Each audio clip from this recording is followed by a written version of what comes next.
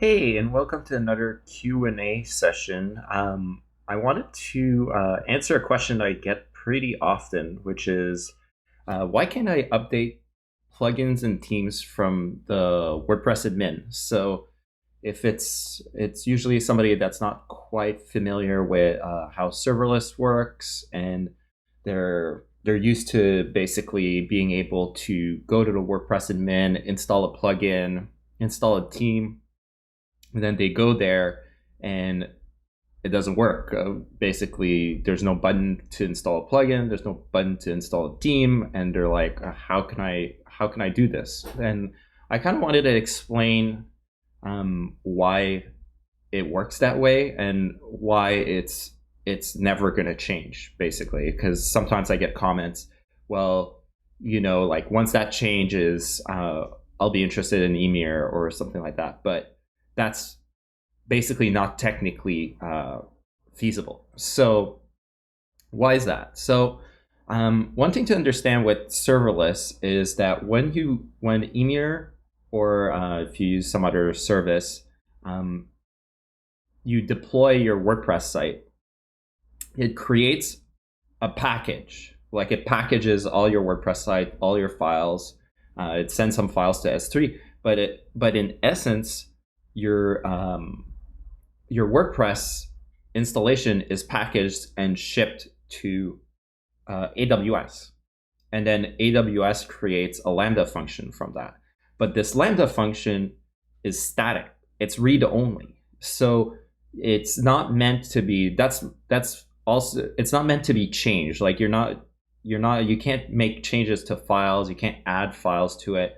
It's not really even though it runs on a server. It's all read only, and that's part of the reason why it's that way. Is part of the reasons why it's so scalable, because if files don't change and we don't have to track anything, it's just a question of copying that package over and over again and just spinning up these Lambda functions. So part of the strength of serverless is this scalability, but it comes at a cost. So that cost is that your files, once deployed, are read-only. If you want to make changes to those files, add a plugin, add a theme, you have to do that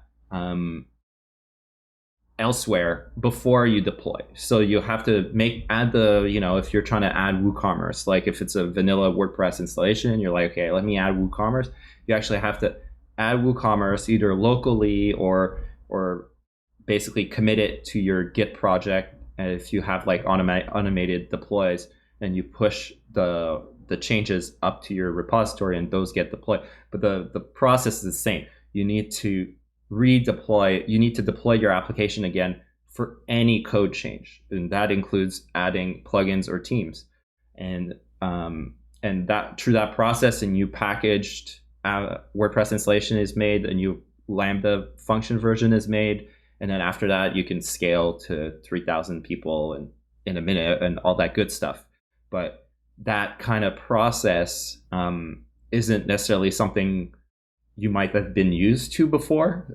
It's common if you work in enterprise. You can't just arrive and install a plugin on a production server. You're going to have to go through, a dev, a staging environment. Pantheon works similarly as just a traditional hosting setup. It became popular because it had that flow. You deploy to a dev environment, you move that code to a testing or staging environment, and then once it went through the testing and staging environment, it went to production. But you could never just arrive, and the workflow was never, okay, I'm just going to log into my WordPress site in production and install a plugin or a theme. So if you come from that background, it's not really a huge change or something that you're unfamiliar with. But if you're kind of used to just signing up to like a WordPress host, SiteGround, WP Engine, all of those, they spin up a site for you, and then you can just like go ahead and install plugins and do things like that. You're gonna have a bit of a surprise with Ymir, because you can't do that. It's much more enterprisey in that workflow. So you really have to install the plugin and then deploy your application again. And just to be clear again, that is unlikely to change ever. So if that's a drawback for you, it's just something you should be aware of. So that's it.